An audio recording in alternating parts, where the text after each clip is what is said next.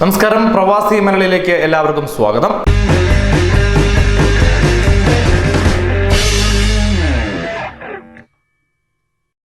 തനിക്ക് എന്താണ് ജോലി?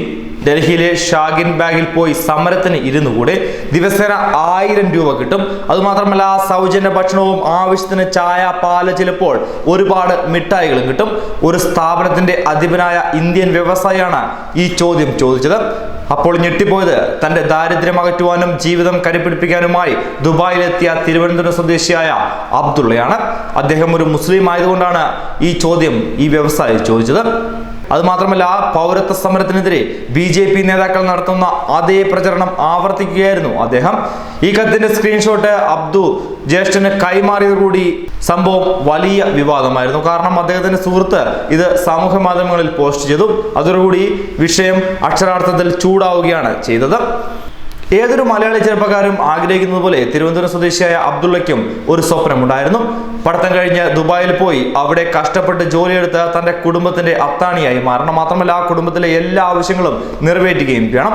അതിനുവേണ്ടി ചിരേങ്കയിലെ കോളേജിൽ എഞ്ചിനീയറിംഗ് പാസ്സായ ശേഷം 8 മാസത്തോളം കാലം ഒരു സ്വകാര്യ സ്ഥാപനത്തിൽ ജോലി ചെയ്തു. പിന്നീട് വിസിറ്റിംഗ് വിസ എടുത്താണ് ദുബായിലേക്ക് പറഞ്ഞത്. അതേ സ്വപ്നത്തിന്റെ പൂർത്തീകരണത്തിനായി അദ്ദേഹം പ്രയത്നിക്കുകയും ചെയ്തു. അതിനുവേണ്ടി 20 ദിവസം കൊണ്ട് 100 കണക്കിന് കമ്പനികളിലേക്കാണ് അദ്ദേഹം തന്റെ സ്വന്തം ബയോഡാറ്റ അയച്ചു കൊടുത്തത്. പ്രവൃത്തി പരിചയം ഇല്ലാത്തവരെ ജോലിക്ക് വയ്ക്കുവാൻ കമ്പനികൾക്ക് വിമുക്തി ഉണ്ടായേക്കാമെന്നുകൊണ്ട് പരിശീലന കാലത്ത് ശമ്പളമില്ലാതെ ജോലി ചെയ്യുവാൻ തയ്യാറാണെന്നും അദ്ദേഹം അറിയിച്ചു. ചിലയിടത്ത് വേക്കന്റ് ഇല്ല എന്ന് മറുപടി ലഭിച്ചു. മറ്റു ചിലർ പരിശോധിക്കാമെന്നൊക്കെ പറഞ്ഞ് ഒഴിവാക്കി.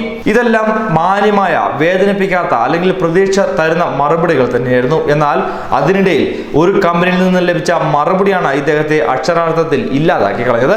UAE വ്യവസായ തൊഴിൽ മര്യാദകളും സഹിഷ്ണുതയാർന്ന പാരമ്പര്യവും അറിയാവുന്ന ഓരോ മനുഷ്യനെയും ഞെട്ടിച്ചിരിക്കുകയാണ് അക്ഷരാർത്ഥത്തിൽ ഇപ്പോൾ ഈ വാക്കുകൾ.